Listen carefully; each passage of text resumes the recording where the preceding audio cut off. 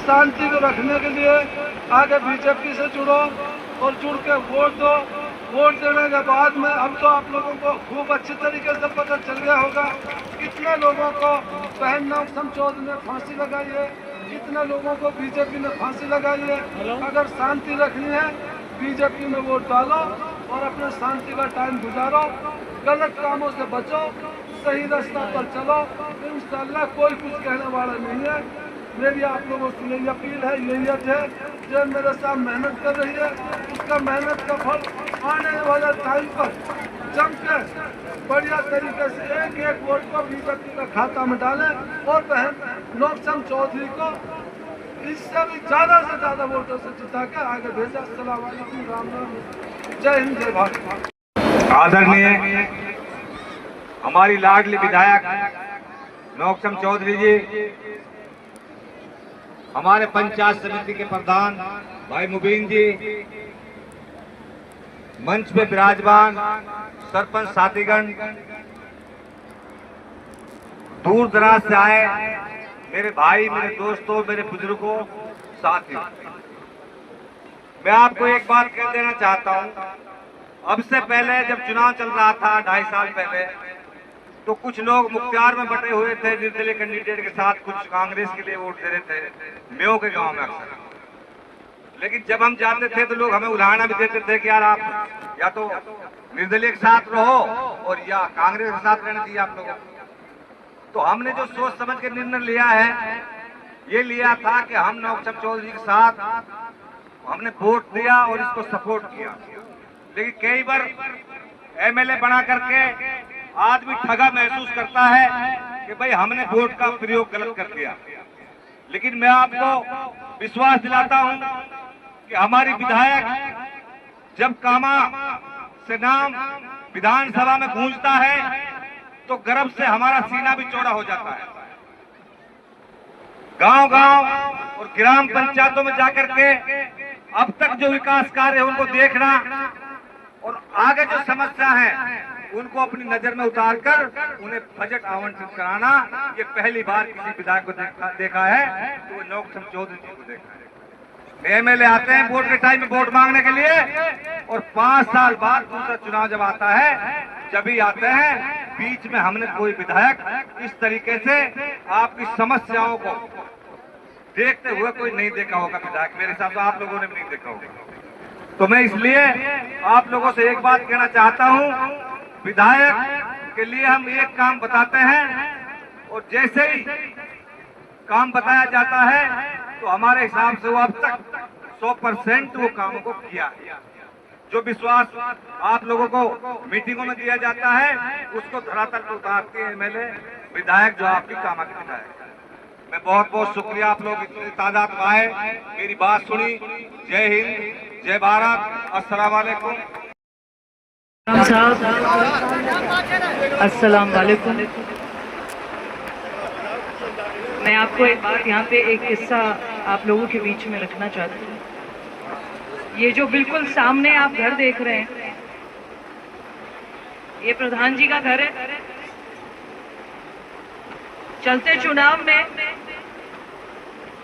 प्रधान जी ने हमारा साथ इसी घर से जुड़े थे। मैं रात को मेरे ख्याल से 12 से 1 बजे का टाइम हो रहा होगा, तो मेरे पास संदेश आया कि प्रधान जी आपसे मुलाकात करना चाहते हैं। मैं यहाँ 1-1:30 बजे पहुंची रात को। प्रधान जी बैठे मिले, प्रधान जी उठे, प्रधान जी ने अपना तारुफ कराया और मेरे सिर पे हाथ रखा ये कह के कि आप हमारी बेटी हो, हम आपके साथ हैं, और खुलकर मेरा उस दिन से आज तक साथ दिया। मेरे परिवार के सदस्य के साथ में रहे, इनके साथ 2 और सरपंच वहां पर बैठे थे, वो भी इस मंच पे आसीन हैं। मैं प्रधान जी आपका तहे दिल से शुक्रिया अदा करना चाहती हूँ कि आपने हमारा उस वक्त भी इतना मान सम्मान रखा जब हमारा संघर्ष का वक्त था, और आज आप लोगों की, आपके साथियों की बदौलत, उस रहनुमाई की बदौलत, आपने जिस तरीके से, जिस खुशनुमाई से हमारे सिर पे हाथ रखा था, आपने अपना वायदा पूरा निभाया। मैं और मेरा परिवार आपका बड़ा शुक्रगुजार है, एहसान मंद है।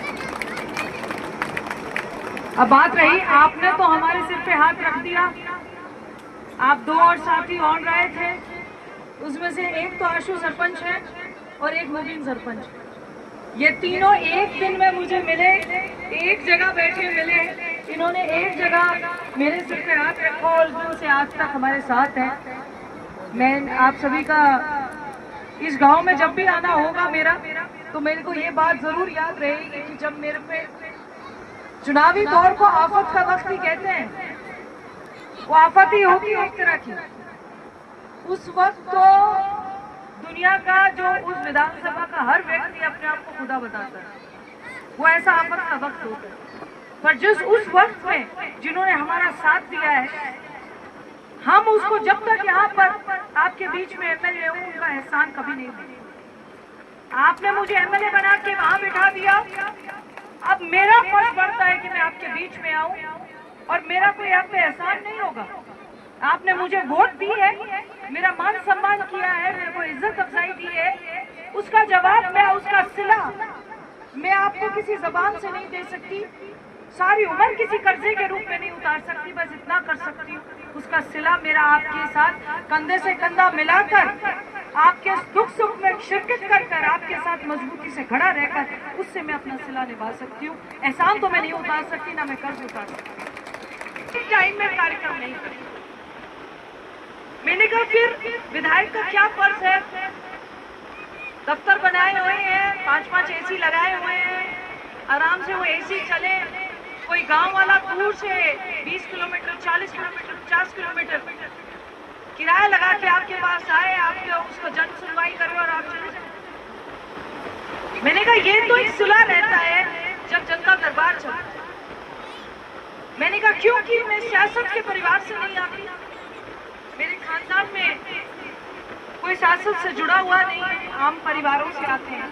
तो मैंने कहा मेरा फर्ज बनता है कि उसी गांव में मैं पहुंचूं, ताकि गांव वाले खुद उठकर मुझे बता सकें कि हमें इस चीज की जरूरत है। जो शिकवा कर सके, जो गिला है मेरे से गिला कर सके, जो शिकायत है मेरे से शिकायत कर सके। ये जो रहनुमाई है आपकी, मैंने इसीलिए खोली है ताकि आप मेरे सिर पे हाथ भी रखो, मेरे से गिला भी करो, मेरे से शिकवा भी करो, मेरे से शिकायत भी करो। मैं यहाँ पर आपके बीच में विधायक बन के ना आई हूँ, ना कभी आऊंगी। आपकी वर्कर बन के आती रहूंगी और आती थी और आज भी एक वर्कर के रूप में आई हूँ। आपने मुझे न्योता नहीं दिया, आप तो ना चाहते थे कि मैं आ जाऊं। ये तो मेरी जिद थी कि मैंने आना है, आपने मुझे नहीं बुलाया। आज भी आपकी मंशा थी कि नहीं थी, आपकी हसरत थी कि नहीं थी, मेरी हसरत थी कि मैं आपसे मुलाकात करूं। गोपालगढ़ में आसपास के गांव में एक बात चलती है कि जी पुलिस ने बहुत तंग किया हुआ है, पुलिस जांच नहीं करती है, प्रशासन सुनवाई नहीं करता। मैं आपके बीच में क्या कह जा रही हूँ? अगर मुझे लगेगा, मैंने जिस दिन जीती थी चुनाव, उस दिन ऐलान किया कि साइबर क्राइम और गौ कशी में मेरे अपने खानदान से भी कोई होगा, उसको भी कोई तरह की बख्शीश नहीं, उसको उसके घर से निकाल लाएंगे और सजा देंगे।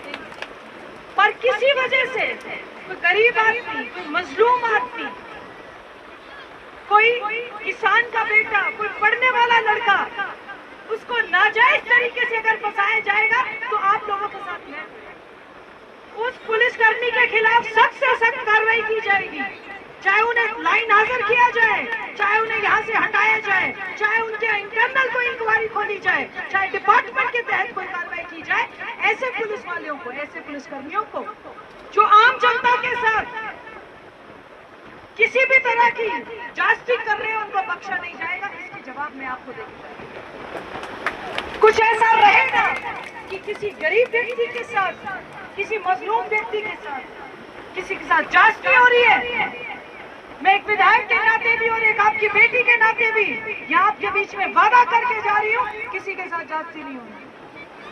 हाँ, अगर कोई वाकई ऐसा संगीन जुर्म करता है, इसकी बात की भी गवाही देके जा रही हूं मैं कि उसको बख्शा नहीं, सख्त से सख्त कार्रवाई की जाए।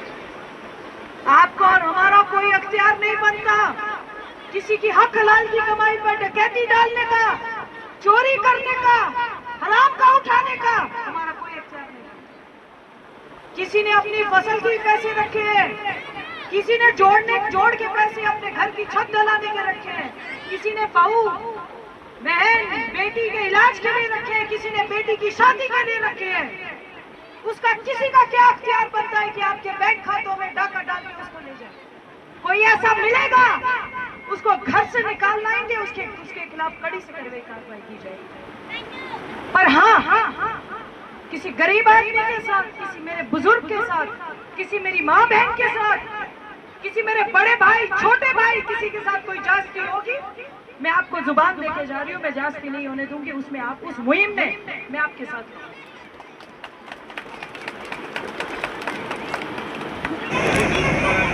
आदरणीय विधायक महोदय जी, मेरे साथी सरपंचगण, प्रधान जी, मौका दिया है एमएलए साहब का दो शब्द सुनने के लिए। मैं बार बार फिर कह रहा हूँ एमएलए साहब आपका बहुत बहुत धन्यवाद।